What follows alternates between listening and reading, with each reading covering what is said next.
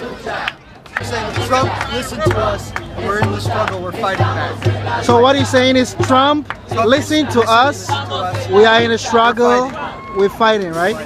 Okay, okay. This is the Trump Tower. You can see it right here. And he's saying there was a hurricane on the island of Puerto Rico where they're U.S. citizens and they have no food and no water. And the Trump administration is doing nothing, did not act immediately.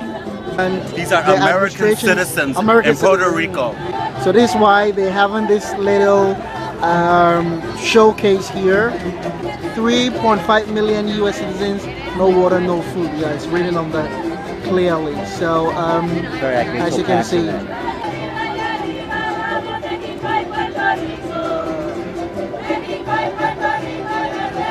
It's very calm, very peaceful, very relaxed. Yes to people's needs, no to colonization. Yeah, this is what it's there. Bad job for Ricans. Yeah, that's what someone is saying over there. 3.5 million U.S. citizens, no water, no food. That one is in, I think it's Spanish. I cannot read it, but I can read some of them. Yes, we have all these reporters right here who are doing it. Another one is here. Yes to people's need, no to colonization. Same as the other one.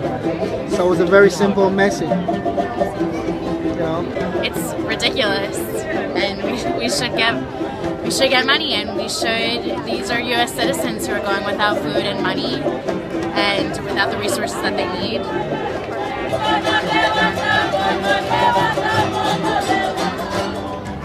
So this is.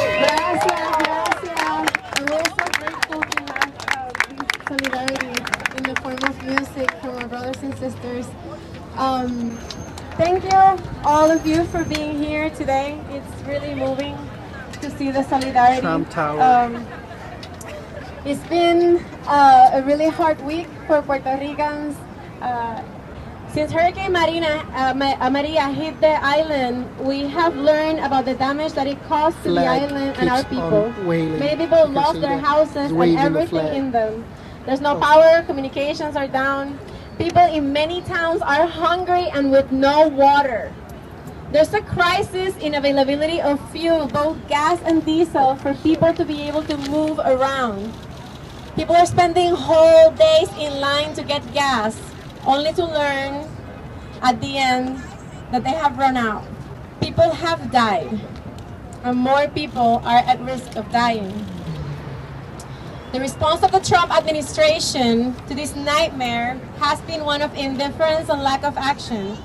This administration is responsible for the deaths, a lot of deaths, that could have been prevented if the right response came out at the right time. Today we are here to make it clear that we won't stand aside while this happens. We are here to make sure that everyone knows the hell Puerto Ricans are going through, and to put pressure on this administration to ensure the safety of our people. The Puerto Rican diaspora got right to work after the hurricane, collecting donations and sending provisions and supplies. This has not reached the people they were supposed to get to.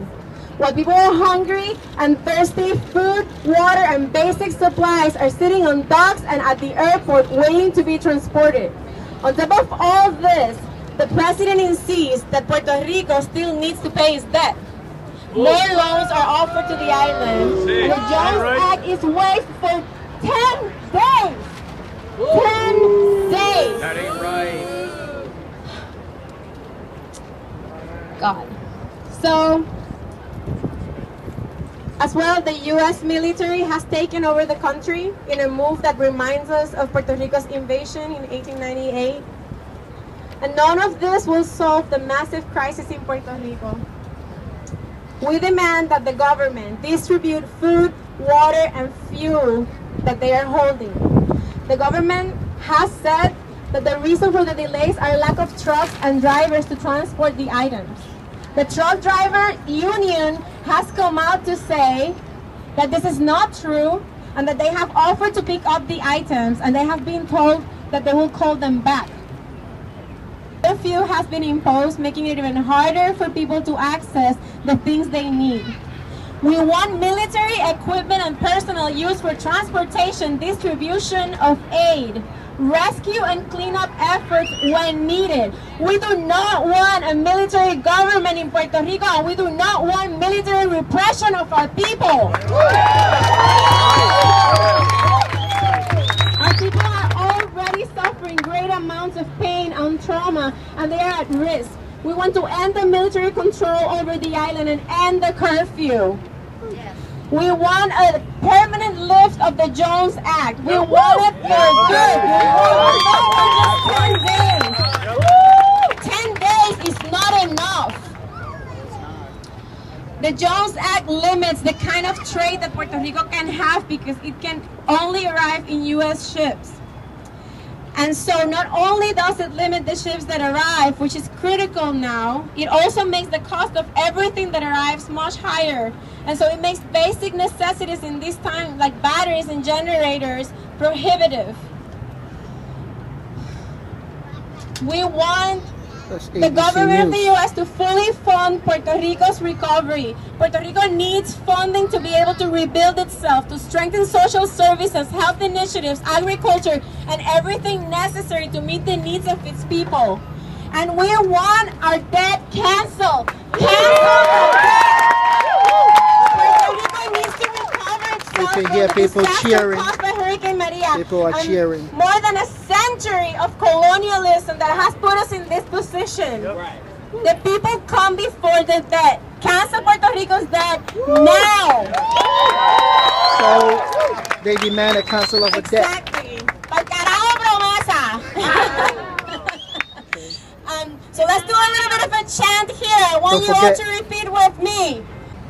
Release the relief. Release the relief. Release the relief. Yeah. Release the relief. Release the relief. Release the relief. Release the relief. Release the relief. Release the relief. Release the relief. Release the relief. Release the relief. Release the relief. Release the relief. Hace 2 años y medio me mudé para acá con mi familia, mi esposa y mi hijo. Y quiero decir que lo que estamos viviendo la diáspora aquí mismo por la falta de comunicación con nuestros familiares es algo tan estresante y tan ansioso. Y poder hablar con nuestros familiares por primera vez es algo tan fuerte que nunca, por lo menos yo nunca había experimentado eso. Y solamente quería empezar con eso, que por lo menos todos en la diáspora estamos sufriendo una desconexión de nuestras familias increíble, que la estamos sufriendo día a día y no nos deja dormir. Segundo, la primera pregunta que yo quiero hacer, si todos tenemos conocimiento de la capacidad del ejército de los Estados Unidos y la Guardia Nacional de los Estados Unidos, ¿por qué, si ellos tienen una capacidad de movilizar tanto peso y tantos soldados a través del globo terráqueo, por qué no pueden llegar a los montes de Puerto Rico rápido a distribuir las ayudas que están en los puertos? Eso es algo muy importante y es una pregunta esencial que hay que hacernos desde un principio. ¿Sabes? Llevamos 10 días y en el centro de la isla hay personas que están esperando esa ayuda. ¿Sabes? Tenemos los recursos, tenemos la tecnología, pero el ejército no lo está utilizando para lo que lo tiene que utilizar. Está utilizando para reprimir al pueblo y para mantener al pueblo.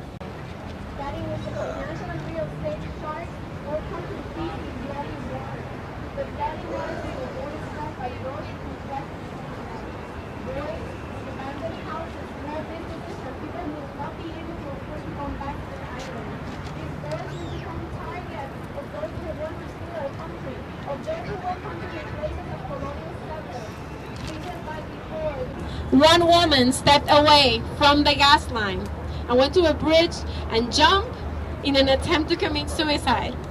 Diesel has become a lifeline, for it is the only way that people can get electricity through their power generators. People stand for hours in those lines with their diesel containers. Long of people trying to get cash from the banks, which will only allow $50 withdrawals.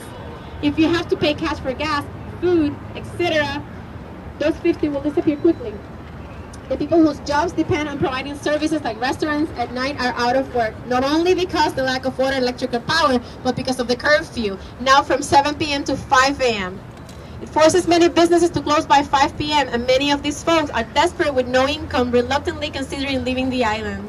The problems of distribution of fuel alone are a basic failure of leadership and coordination by Governor Ricardo Rosselló and his administration. The claim of 20 more days worth of fuel reserves are worth nothing if the fuel doesn't get distributed. You cannot leave this key logistical issue at the mercy of individual players and the free market. For there is deep chaos, many roads are not drivable, and the lack of communication make it hard to connect with individual truck drivers. All of this needs to be coordinated. Yet the Rosselló government has chosen to take a step back and let the U.S. military supposedly rescue us. Yet the military is acting in its natural role as an occupying force. People don't see the legendary trucks, equipment, airplanes, helicopters clearing roads, bringing in desperately needed repair materials from outside of the island. I saw many of them flying around from my uncle's house, for I could see the airport and the planes arriving and departing. But people across the island are not seeing any significant aid delivered. But people across the island are not seeing any significant aid delivered. But people across the island are not seeing any significant aid delivered.